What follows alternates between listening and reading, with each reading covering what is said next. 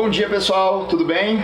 Diego e Von Notren, estamos aqui para mais um episódio do Backstage do Criador, onde a gente vai conversar com criadores e também com o nosso público pet, mostrando o quanto de valor existe por trás de uma criação responsável. Meu nome é Camila, eu tenho um centro de reprodução canina. A gente atende o Diego e outros criadores, né?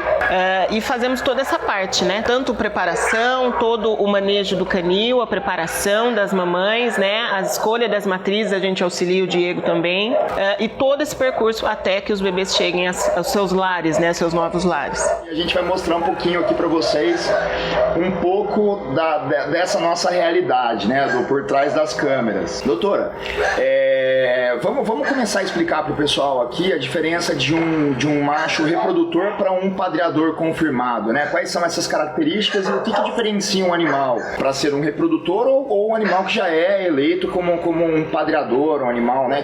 Além das características genéticas que a gente acolhe, né, para esse padreador, tem outras funções também, outras coisas que a gente faz, desde exames andrológicos para a gente ver como esse macho reproduz. A gente fala muito de como ele imprime também essas características nas suas ninhadas, né, para a gente fazer essas escolhas, né, tanto e também todos os exames, né, todos os exames de saúde para ver se está tudo ok, os exames radiológicos, né, para a gente ver se não tem problema de displasia, enfim. Na realidade, gente, quando ela fala da impressão, a gente está falando da qualidade genótipo, né, o genótipo, que ele passa essas características genéticas, mas também que ele consiga imprimir de maneira visual, né, as que características, ele é, né? né? Como se ele conseguisse imprimir é o padrão que a gente escolhe, que a gente determina pra gente continuar a permanecer na raça, né? Exatamente. E aí, pra gente ter mais critérios para fazer essa escolha, na realidade a gente tem a Bíblia ali, né? Que é o padrão da raça. Isso daí tem que ser estudado por todo criador, independente da raça que escolha. Criado.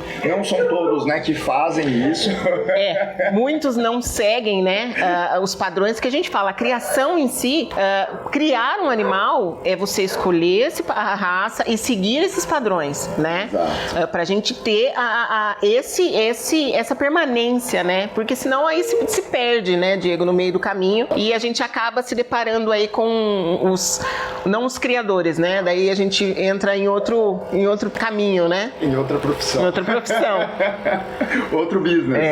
Então, e aí, gente, a gente tem, na realidade, a criação como uma preservação das raças que a gente cria. Cada raça tem essa função. Uma tipicidade, né? Então, por exemplo, aqui a gente cria os amistaphs e cria os bullies. A gente não pode esperar que em cruzamentos de amistaphs, né, a gente tenham cães que sejam muito fortes, porque aí, na realidade, eles vão deixar de ser amistaphs, mesmo se a gente cruzar entre amistaphs, né, tem indivíduos que vão sair mais baixos, mais parrudinhos, né? Inclusive foi assim que foi nascendo o bully, né? Então, assim, é muito importante a gente conseguir manter a tipicidade da raça, tá? E esse trabalho é um trabalho de formiguinha, né, doutora? Sim. É um trabalho que não é dessa ninhada para ninhada do ano seguinte. É trabalho de anos, né? Alguns criadores estão aí há 10 anos para qualificar certinho uma raça. Exato. A gente tem cruzamentos aqui que a gente tá, por exemplo, até da Beatriz com o touro, que a gente fez inseminação lá, é uma cria que a gente tá esperando para selecionar algumas fêmeas para preparar pro Dom Roquito, que é o macho que você vai conhecer daqui a pouco, inclusive. Então, assim, gente, quando a gente fala de padrão da raça, etc., a gente tem uma série de características ali a ser seguidas.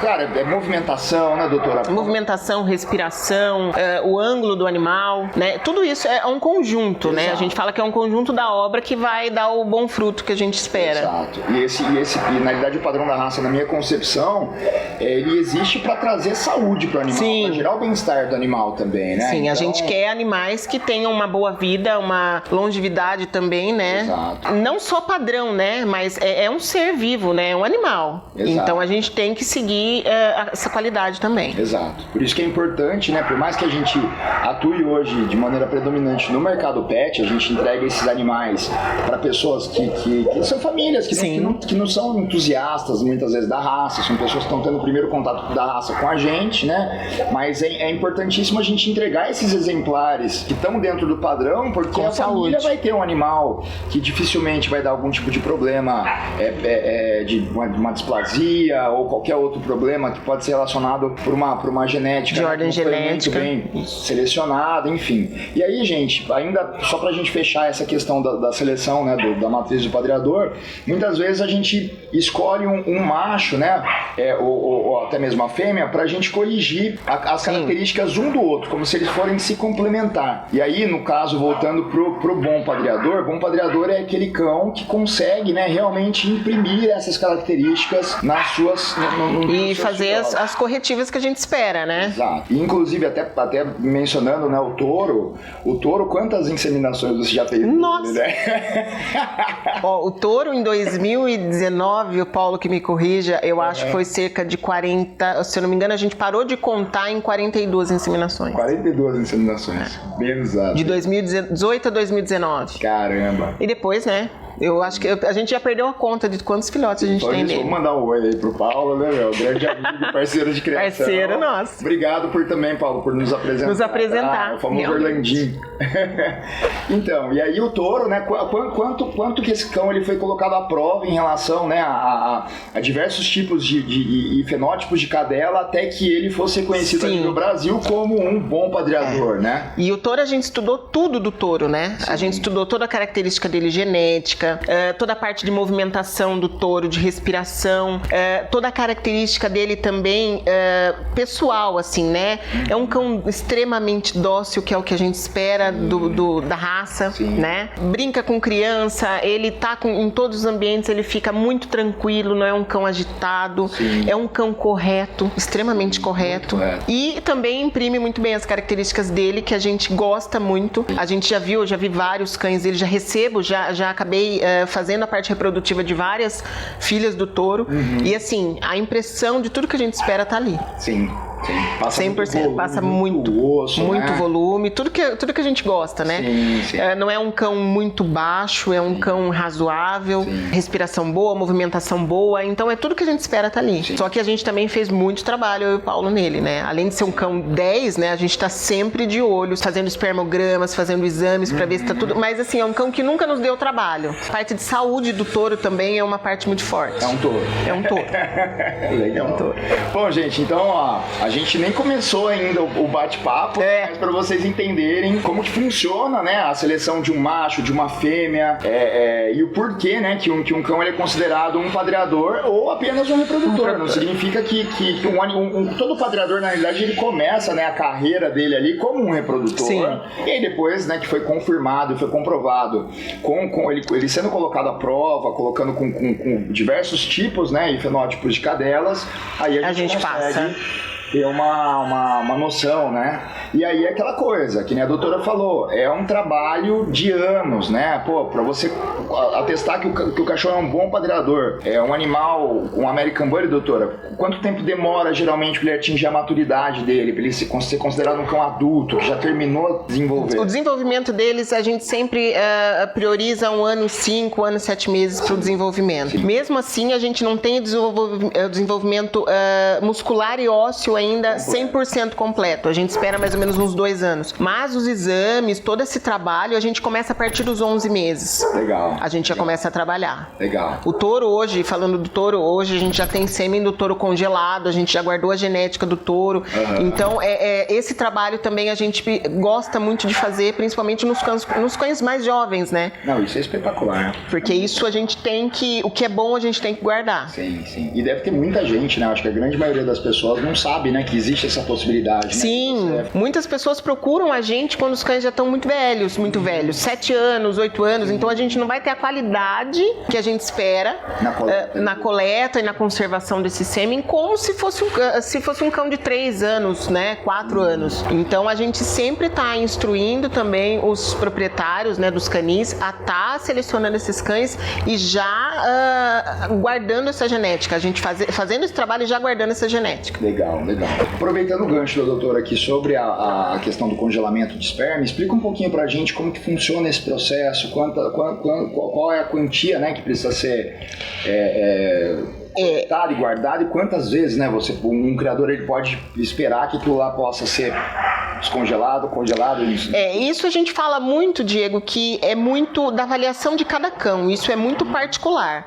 A gente não consegue falar quantos, às vezes o proprietário fala, Camila, quanto eu vou conseguir inseminar com esse cão, com esse ejaculado? Tudo isso vai de um exame andrológico, a gente faz toda a qualificação desse sêmen, vê o que serve, o que não serve, faz o processo de congelamento, a gente sempre tem uma porção que a gente já faz o descongelamento para apresentar para o cliente, pra gente ver, porque às vezes o cão tem um excelente sêmen, mas o sêmen dele na hora de descongelar não fica lá 100% como a gente aguarda, espera, né?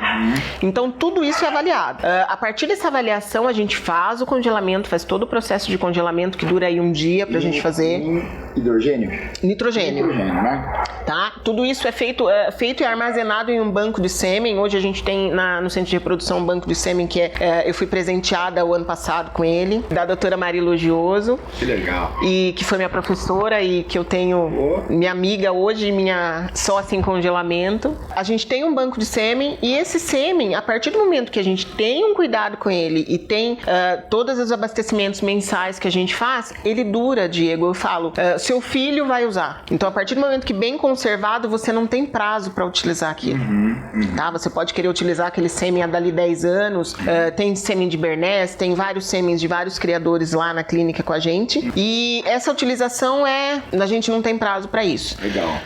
A partir do momento que ele seja bem feito, um processo bem executado, tá garantido. Isso, a gente faz uma preparação desse sêmen, faz toda a avaliação dele espermática para ver a qualidade e a quantidade. Daí tem todo um processo de diluição com meios específicos, com criopreservadores específicos, pra gente envasar esse sêmen e guardar esse sêmen. Muito legal. É bem bacana, é um processo que eu sou apaixonado. O que está faltando, na realidade, acontecer pro mundo canino é o congelamento de embrião, né? Isso é uma coisa que tá ansioso. Porque esse processo que a gente faz aqui, fora do país, é assim, né? Sim, você sabe que é muito usado. A inseminação da fêmea, na verdade, não é uma inseminação comum, né? Ela tem que ser intrauterina. A gente hoje trabalha com cirúrgica e com um equipamento alemão, que é o TORS, que a gente utiliza para endoscopia, como endoscópio. São duas técnicas diferentes. Um sêmen fresco e para um sêmen congelado. Isso. Um sêmen fresco e um sêmen resfriado, a gente consegue utilizar a técnica de inseminação intravaginal. Um sêmen congelado, ele tem que ser feito a intrauterina, tá? Por conta da viabilidade, né? Então a gente tem que depositar ele já lá dentro mesmo. Então não tem como. E isso funciona também para, aproveitando o norte do sêmen aqui, sobre a coleta e envio também de sêmen. Para envio doméstico e também envio internacional, né? Para envio internacional, Diego, a gente tem ainda algumas barreiras, tanto para enviar quanto para receber. Infelizmente, né? Esse sêmen equino é muito mais prático, muito mais fácil. O sêmen canino, o material biológico canino ainda está um pouco difícil. Né?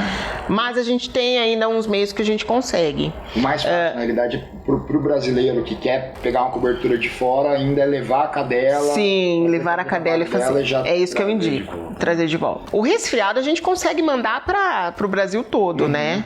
Hoje a gente tem a gente fala, é bem bacana, eu gosto de falar bastante isso para todo mundo e para você também, eu falo. A gente tem uma rede, né, de veterinários que a gente conhece, que trabalham com reprodução, então eu consigo assistir o Diego em Santa Catarina, no Recife. Então eu tenho uma rede de pessoas que trabalham da mesma forma que eu sei que podem receber o sêmen no Diego lá, vão trabalhar de forma correta, porque também manter a qualidade, vai manter a qualidade, porque isso é bastante importante. Às vezes a gente manda sêmen, eu sempre falo quem vai receber esse sêmen, como vai ser feito, né? Porque às vezes a pessoa que vai mexer, vai manipular esse sêmen não sabe fazer isso, né? Ou não tem tanta destreza para isso, mesmo sendo veterinário. Então a gente procura fazer isso. Tem muita coisa dentro da veterinária, né? São segmentos completamente diferentes. Completamente diferentes. Eu falo que as especialidades, eu trabalho com reprodução, né? Que você sabe, obstetrícia e neonatologia. A gente ajuda muitos amigos, muitos colegas de profissão, porque fica fora, né? Eu brinco que cada um no seu quadrado mesmo, porque ali o bicho pega. Sim. Né? Tem que saber mexer. Bom, Bom, vamos falar um pouquinho sobre a cadela. A gente escolheu o macho, escolheu a fêmea. Como que a gente tem que preparar essa fêmea? Quais são os cuidados específicos? Quanto tempo antes, né, a gente precisa começar a preparar? Quer dizer, a gente sempre precisa trabalhar sempre. Sempre, né? Mas assim, eu digo um preparo. A gente fala que os cuidados básicos da fêmea vêm desde antes, né? A vermifugação, a vacinação, os exames periódicos, né? Antes dela se formar em uma matriz, né? Se formando uma matriz, antes de se formar uma matriz, a gente sempre obedece à parte fisiológica da cadela. Que não adianta chegar, eu vou cruzar no primeiro cio, não aceito isso, não quero isso, porque isso prejudica o meu trabalho e prejudica o seu trabalho. Então a gente sempre obedece às características fisiológicas da cadela também. Porque isso é muito importante, né? As pessoas acham que, eu quero ganhar tempo, mas você perde tempo. E, gente, até pegando o gancho da doutora, a nossa experiência aqui, né? Nós já tivemos cadelas não, né? Mas uma ou outra ali que acabou cruzando de maneira acidental um segundo cio, por exemplo, né? Ela não é uma cadela tão neném assim, mas é uma bebezona, é uma adolescente. E deu tudo certo, graças a Deus, por sorte, né? Durante a gestação, no parto, tudo mais, mas é a dificuldade que a gente teve ela enquanto mãe, né? Porque a cadela ainda ela tá imatura, criança, né? Tá imatura, então assim, realmente às vezes o criador ele tem um pouco de pressa, só que acaba comendo bola, porque vai ter o dobro do trabalho ali para manejar aqueles filhotes. O dobro de trabalho. Às vezes tem muita gente que chega para mim e fala assim, eu não quero mais essa cadela como matriz, porque ela me dá pouco filhote. Me dá pouco filhote. A gente, não falando da parte, né? Me deu um filhote só, 2 filhotes só, doutora, mas daí a gente começa a estudar, porque a função nossa de reprodução não é só reproduzir. A gente tem que trabalhar, eu sempre trabalho, como eu falo para você, para eu ter um histórico daquele animal, porque eu trabalho com problema reprodutivo também. Então eu preciso ter sempre os ganchos para eu pesquisar o que está acontecendo. E às vezes eu falo para a pessoa, que cio que foi cruzado? Foi no segundo cio ou foi no primeiro cio. Segundo cio eu não vou falar para você que às vezes a gente não tem que obedecer essa ordem e não cruzar no terceiro cio, mas sim no segundo. Mas tudo isso tem uma preparação maluca por trás, né? A gente faz exame de ultrassonografia pra gente ver como tá o útero, o ovário dessa cadela, se não tem cisto ovariano. A gente faz todo o trabalho de exames de brucelose, para ver se essa cadela, porque às vezes as cadelas vêm de fora. A gente faz todo um trabalho aí, porque isso pode ser transmitido, passado para os bebês. É mesmo uma leishmaniose que pode ser incubada, uma leixe, que hoje em dia tá tão disseminada, né? Sim. Aí você vai e coloca o macho para uma monta natural e o cachorro acaba se contaminando também, né? Sim. Isso acontece bastante. Então a gente tem que fazer isso, todo esse trabalho antes. Né? A preparação da cadela para ver se ela pode fazer isso, se ela pode receber. É como a gente fala que é como, Diego, um ser humano hoje. Exato, sim. Né? As pessoas não têm ideia do que a gente trabalha por trás. Sim.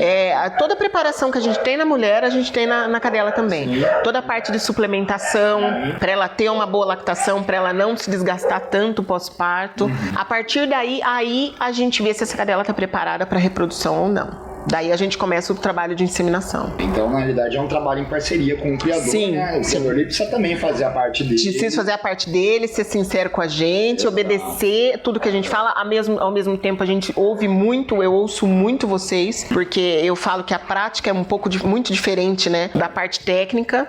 Então, tem coisas que funcionam para o Diego, que não vai funcionar para outro criador, que funciona na estrutura dele aqui, que não funciona na de outro. Toda a parte sanitária também é feita, que isso é muito importante, né, que previne muitas coisas. Então, tudo isso é um trabalho em conjunto. E aí a gente fez a inseminação na fêmea. Quais são os próximos passos em relação ao acompanhamento, decisão? Eu acho que é bacana a gente falar um pouquinho sobre a decisão de escolha de um parto assistido por uma cesárea. Como que isso se dá, doutora? Isso se dá, Diego, hoje eu penso muito, quando as pessoas me perguntam também em questão de parto, que isso é uma questão, para mim hoje não é complicada, mas eu trabalho com outros veterinários que às vezes assistem essa pessoa e vêm me procurar só para a parte reprodutiva. Então a gente tem que pesquisar e trabalhar muito em relação a isso. Eu sempre busco, inseminou a cadela, a gente faz a parte de inseminação, a gente tem todos esses cuidados pós-inseminação, lá você vê, mesmo tem outros lugares também que eu vou até, que é feita a inseminação no local, no canil, a gente procura seguir os mesmos padrões de higienização, esterilização, ambiente climatizado, tudo certo para que não corra risco essa cadela, porque muitos casos acontecem pra gente da famosa piometra, que ninguém sabe de onde veio. Esse e é a gente dos criadores, na verdade, né? E pode acontecer também com as pessoas que... Sim, que seguem tudo certinho. Não só os criadores, né? Ah, sim. Isso sim. Isso é uma... E na maioria das vezes é silencioso, né? Você só vai descobrir depois. Às vezes acham que tá prenha e a gente vai fazer ultrassom, não é prenheza, é uma piometra. Sim. E a gente faz todo esse caminho. Muitas vezes a piometra pode ser ocasionada também por uma inseminação mal feita. Sim, sim. Por isso que a gente fala de tudo esterilizado, tudo muito certinho. A gente insemina essa cadela, a gente faz todo um protocolo atrás dele, né, que a gente passa sempre, um protocolo atrás para que essa cadela, a gente minimize o máximo possível qualquer intercorrência e a gente vai acompanhando. Com 30 dias a gente geralmente já faz a primeira ultrassonografia, que a gente faz a confirmação de gestação para ver se tá tudo bem, se esse útero tá ok, quantas vesículas tem pra gente. Muitos criadores não fazem essa primeira ultrassonografia e eu falo muito, né, Diego, que eu priorizo muito esse primeiro ultrassom pra gente entender o final dessa gestação, porque às vezes é esse ultrassom que vai mandar pra gente tudo, né, do decorrer dessa gestação, que às vezes fala, mas tava com uma barriga enorme, mas chegou no final só tinha 2 bebês. Tem reabsorção uterina, tem várias coisas, tem cadela que não emprenha, depois a gente vai achar esses problemas em ultrassom. E, doutora, tem alguns criadores que podem até falar, né, a vida de um criador é muito corrida. Sim. Mas, assim, existem profissionais que vão até a criação, fazem em loco, né, Hoje eu trabalho com 2 equipes de profissionais de ultrassonografia, que são especializados em reprodução. Uma equipe é mais na clínica, a outra vai na clínica, mas também tem maior disponibilidade para mim para atingir os canis. Então a gente consegue trabalhar assim 100%. Legal. E aí feito então o ultrassom com 30 dias, depois é aguardar. Daí a gente vai aguardando e vai acompanhando clinicamente essa cadela. Tanto eu como o proprietário do canil. Eu falo que quando faz a inseminação eu não desgrudo de vocês, né? Sim. Eu fico sempre perguntando como tá, a gente tem que ter um caminho aí. Até chegar mais ou menos ali nos seus 58 dias de gestação. A partir daí, a gente já começa com uma segunda bateria de exames de ultrassonografia até a gente concluir ou o parto natural, que vai depender também muito de um histórico dessa cadela pra mim. A raça também. A raça, né? Padrão. Às vezes a gente quer acertar... Quem são os indivíduos que foram cruzados ali pra gente... Quando o macho é maior também, né, doutor? É muito difícil. Difícil nascer natural. Em bullies a gente sabe que é muito difícil a gente conseguir ter eu falo que a audácia de pastor de parto normal, né? Que assim, gente, pra vocês entenderem, o bully, ele é meio um alienígena, assim, né? Quando uma profissional de ultrassom, ela precisa entender um pouco da raça, porque senão, quando vai fazer os cálculos ali pra falar quantos dias tava... Tá com 68 dias. O cachorro tá com 50, vai falar que tá com... Porque o tamanho, né, a medição é feita pelo tamanho das medidas, né? O biômetro biparietal, que a gente fala, que é o tamanho do crânio, né? Sim. E a gente sempre faz uma contagem ali, que é uma tabela que eles seguem normalmente.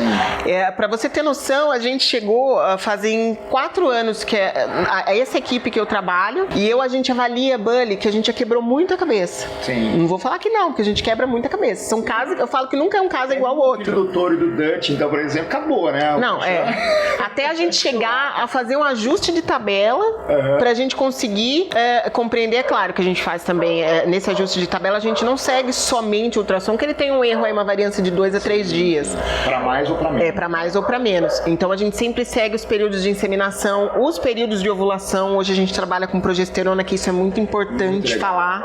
Eu trabalho com progesterona hoje, a gente tem equipamento na clínica, em 15 minutos esse exame tá pronto na mão da gente, que isso é muito importante pra gente saber também o fator de ovulação iluminação, a gente não faz muito no escuro, né? Sim. Só obedecendo os prazos da cadela. Então, isso também a gente consegue casar muito na hora da ultrassonografia.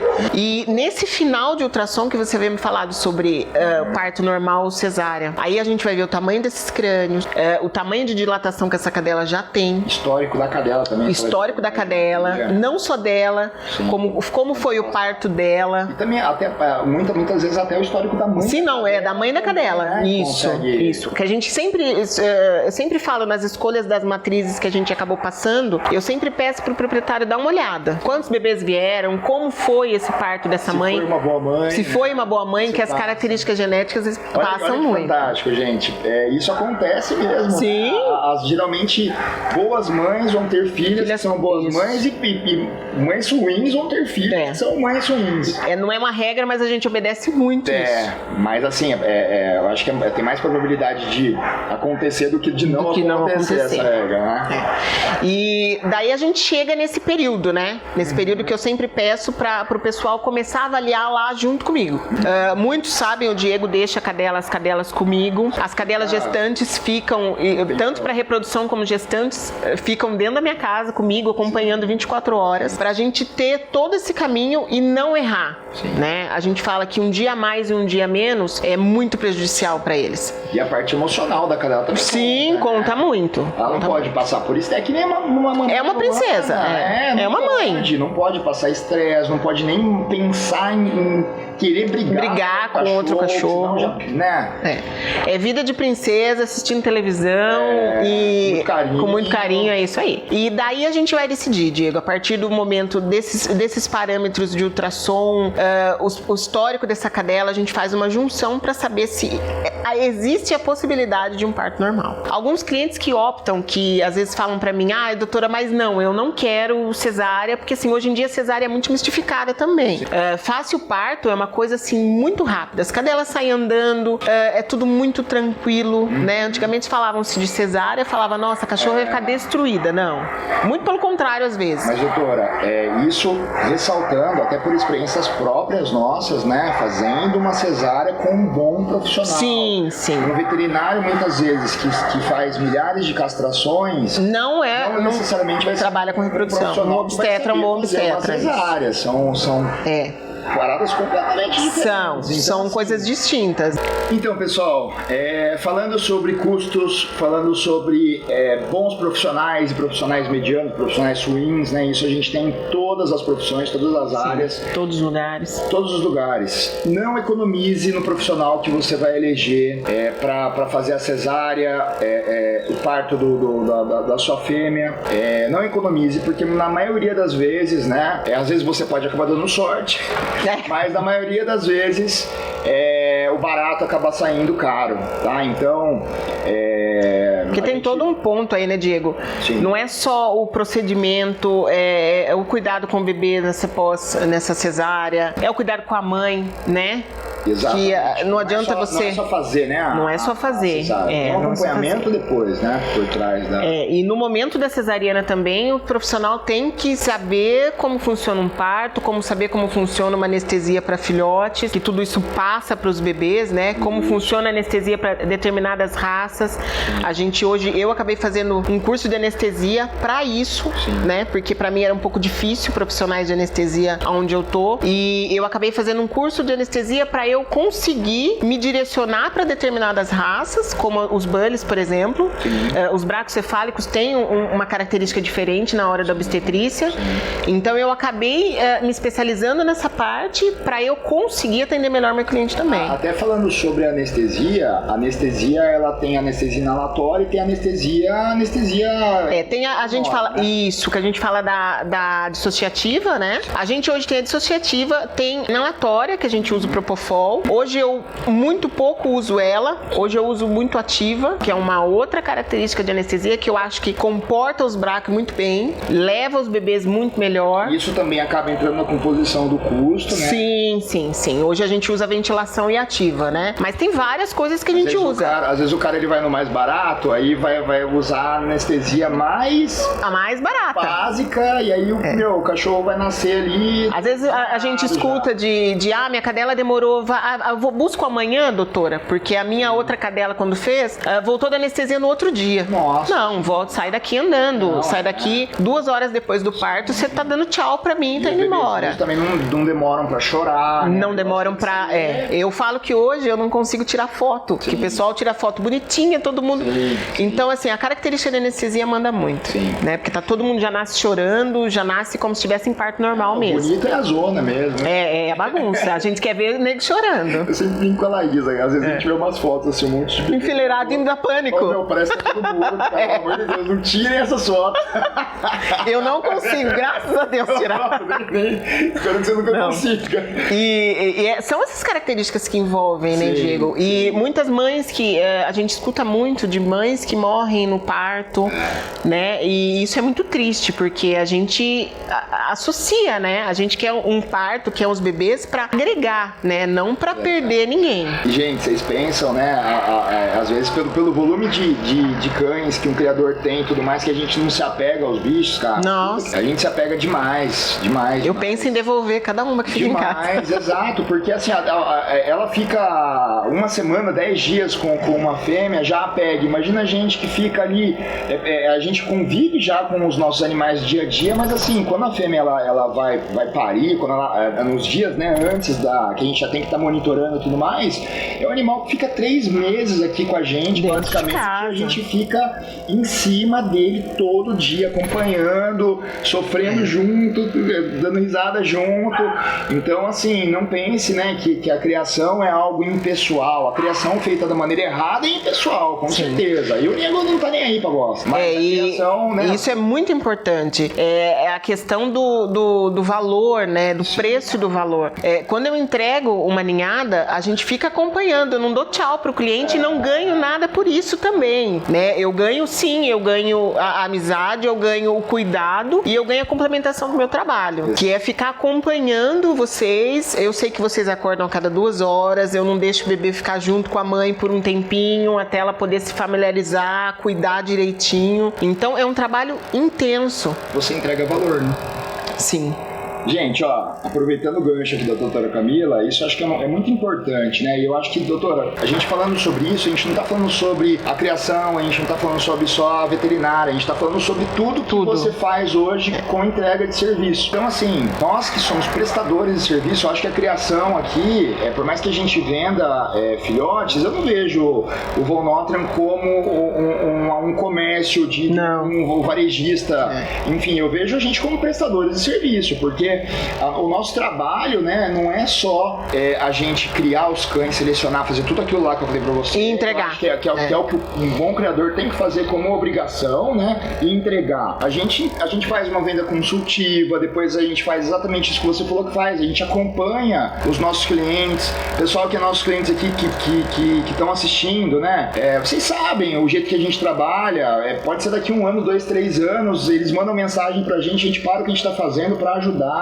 entendeu? Então, na hora da pessoa escolher e precificar, né, seja um serviço veterinário, seja a escolha de um filhote, ou até mesmo seja uma prestação de serviço em qualquer área diferente, tente observar isso, gente, entendeu? O que esse profissional ele vai entregar em sua... de maneira geral, porque assim, o mesmo veterinário que vai fazer a cesárea, não é tudo cesárea. Um veterinário, ele pode usar a cesárea ou com a anestesia mais baratinha que tem, ele não vai te acompanhar semanas antes, então, é você que vai ter que dar na sorte lá, da hora de levar ou não levar, entendeu? Às vezes a cadela vai ficar dormindo um dia e os filhotes, talvez você ainda perca filhotes, né? A anestesia se não for feita se não for feita de maneira correta, em tempo correto. Se os bebezinhos não mamarem o colostro na hora correta ali, é uma série de fatores. E aí depois ainda tem, por exemplo, o acompanhamento da doutora Camila, que vai se estender durante dias ali, muitas vezes, com certeza devem ter criadores que mandam mensagem pra ela, tirando dúvida de desmame, entendeu? Então, assim... De tudo, a gente tem...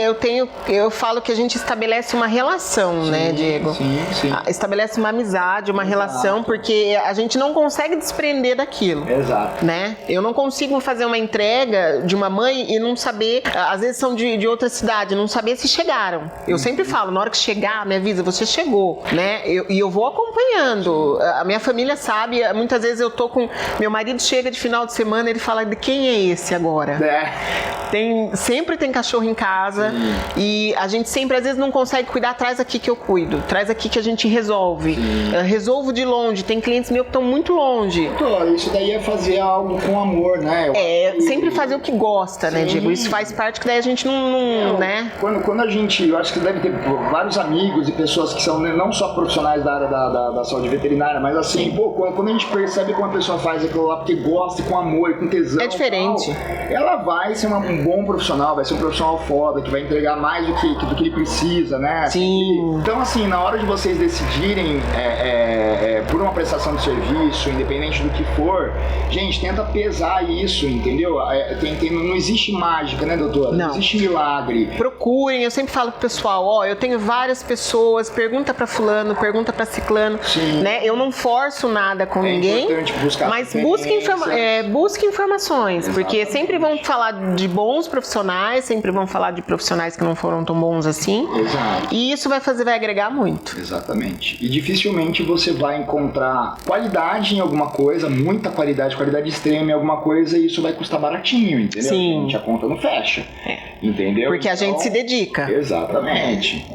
Eu brinco com o pessoal, às vezes, eu falo assim, gente, porque tem lá o fulano de tal que é X e vocês que é Y. Eu falo assim, cara, tem celular, por exemplo, de tanto, e tem celular o mais top lá. Os dois atendem a chamada, né? Mas o resto não pode ser que eu faça. Exatamente. Na veterinária, na criação, isso não é diferente. Não existe milagre, tá? Assim, não tem conta, às vezes, que não fecha. Não fecha. Então, não espere que você vá conseguir comprar um cachorro fantástico, que seja filho de pais importados ou de avós importados, que tenha um trabalho sério, que você vai conseguir ter todo um resguardo por trás do criador, que vai acompanhar o seu cão durante a vida inteira por, sei lá, R$2.000, R$2.500, entendeu? Antes de tudo, tenha consciência disso e assim, escolha o que você quer, entendeu? Se você não se importa com esse fator qualidade, vá buscar pelo preço. Eu sempre falo, busque pelo preço, mas também não patrocine coisas ruins. Exatamente. Né? Porque isso buscar por preço, também você está patrocinando algo que às vezes, eu não vou dizer, não vamos generalizar, mas às vezes você está incentivando uma coisa que não é o correto, né? Então vá conhecer, busque conhecer. Se esse preço está tão diferente, por que é isso? Eu acho que é bacana ver a estrutura, Sim. Que ração que tá dando, qual a vacina que dá, que não dá. Como é esse acompanhamento? Como que tá o estado dos pais, né? Sim, isso é muito importante. Então, assim, gente, investigue, entendeu? Isso perde valor. Né? Aí o Pedrão falou, você busca preço, você acaba perdendo valor. Na realidade, tem muita gente que acha que tá levando uma vantagem quando vai lá e consegue comprar. Porque eu comprei uma Amistad, paguei 2 e paguei R$1.500 aqui, eu dei muita sorte. Aí o animal cresce. Muitas vezes nem é uma Amistad. Não fica aquela foto do Google que você procurou. Google. E aí, meu amigo, você já ama o cachorro, já. Você pega amor, não tem jeito. Amor, e acabou, e vai ser um integrante da sua família ali, mas... E o gasto que você vai ter com ele, pelo fato de você amar ele, vai ser o mesmo que você teria com um belíssimo exemplar. Sim. Então, assim, tudo na vida são escolhas. Faça a sua escolha da forma certa. E patrocínio que é certo. E patrocínio que é certo, encoraje que é certo. Foi muito legal, né, doutora? Muito bom, nossa. Muito show. E o que vocês precisarem, o Diego tá aí, me dá um toque também. Maravilha. Sabe que você pode contar. Maravilha. E a gente tá junto aí. Fechou. Eu espero que pra vocês tenha sido tão gostoso quanto foi pra gente aqui. Inclusive, a gente aqui teve que ter uma pausinha na gravação. A gente tava conversando aqui, a gente vai fazer mais conteúdo pra vocês, tá? Isso aqui é só... Vai rolar muita coisa boa ainda. Fechou. Doutora, brigadão, viu? Obrigada a você, Diego.